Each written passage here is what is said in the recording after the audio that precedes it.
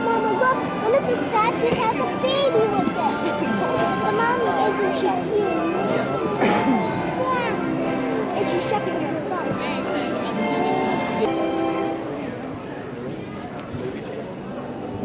Baby Canada. Oh, my big news. What? Chicken neck.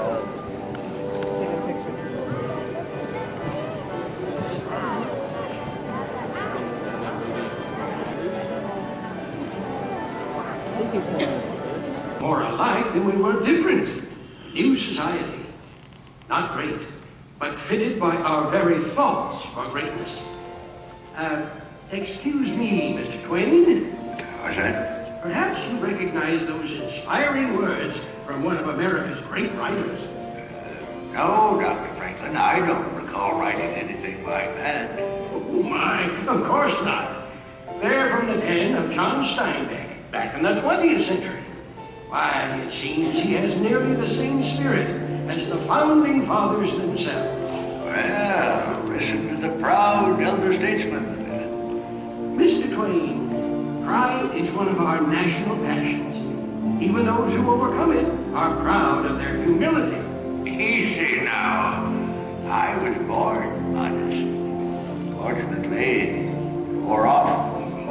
Dr. Franklin is our genuine American antique. I suppose our story begins with you. Actually, it started long before even my time. It started when dreams and visions of a new world were shrouded in the... Basket. Those are new drafts all over the floor, Dr. Franklin. It seems one stroke of this pen brings two changes from Congress. I told you John Adams should have written this. Oh, by his own admission, you can write circles around it. Mr. Adams has not been prisoner in this law for 17 days. I shall continue tomorrow.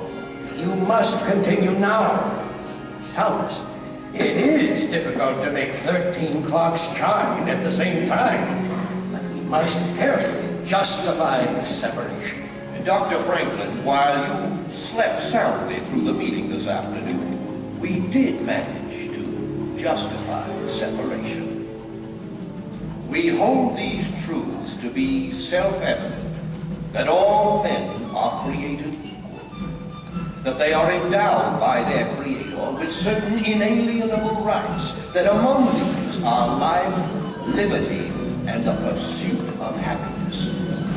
And to secure these rights, At least you got shoes, mate. There's not a dozen left what can say that.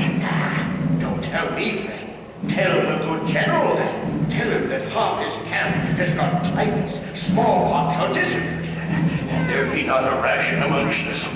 Now we can forage for hickory nuts. Aye, but the English overindulge in our Philadelphia's fine food and drink. Tis a strange war we shoulder, George Washington. Congress is warmly in York. And the British party in Philadelphia. We freeze or starve to death here in Valley Forge. A cricket song here along Mark Twain's beloved Mississippi. I hear the noise of change and the crack of the whip. Yet there's hope. Hope born from the words of Harriet Beecher Stowe. Uncle Tom's Cabin has given our nation a key, which can unlock the slave prison to millions. Anti-slavery is no longer a thing to be prevented. It is grown too abundant to be snuffed out like a lantern. Good, Billy Yank. We got a good call, Johnny Reb. Quiet, both of you. You're gonna ruin Ma's birthday. No. Ain't nothing gonna ruin today. We're all together. That's what counts. Now, you go ahead, Mr. Brady.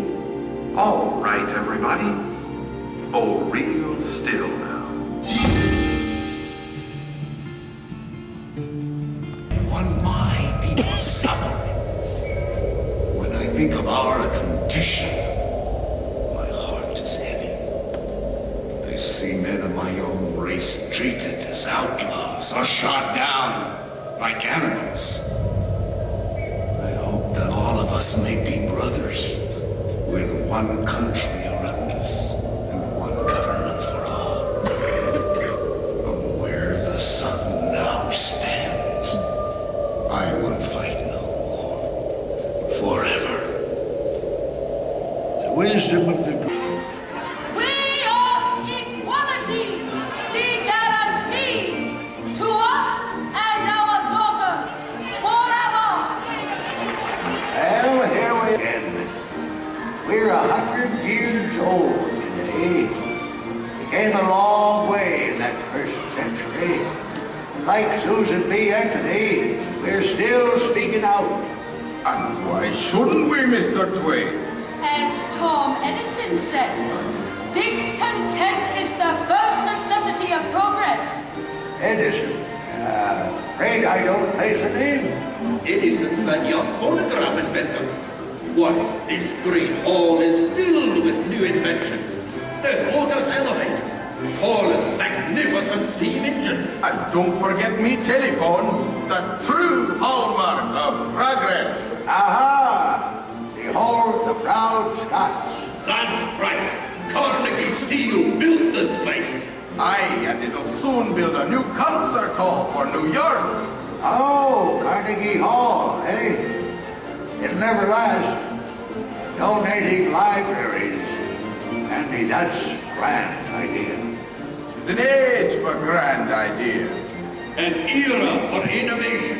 A dawn for new awareness. A time to challenge the frontiers of a new... An outspoken naturalist, John Muir, get our attention. Beautiful. Bully beautiful. Those falls are magnificent. Aye, Mr. President. But it won't last if the timber thieves have their way. John, you may be right, but the country's growth is putting a tremendous demand on our resources. Any fool can destroy trees. Why, for more than 3,000 years, God has cared for our giant sequoias, saved them from drought, disease, avalanches, and floods. But he cannot save them from food. Now, John, you know I can't ask lumbering to stop completely. All I ask is that we stop massive destruction. What will our children inherit? Seedlings? Of course not. I realize we're not building this country for a generation alone. I know we've got to expand our parks. Then start it here and now. Make this valley a part of Yosemite National Park. Well, I guess we need it, though. Brick and bit and lie. Once I built a tower, now it's done. Brother, can you spare a dime? Spare dime? Sure.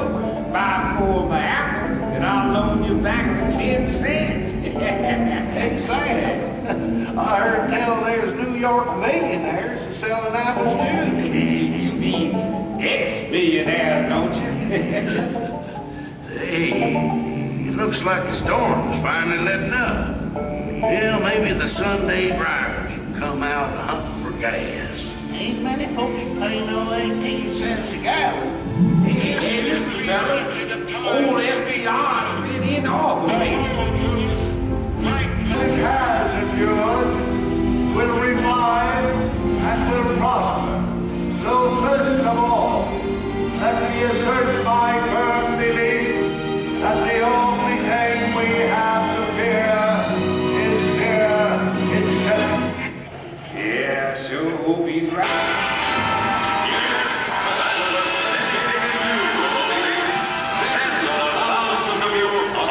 The face of America.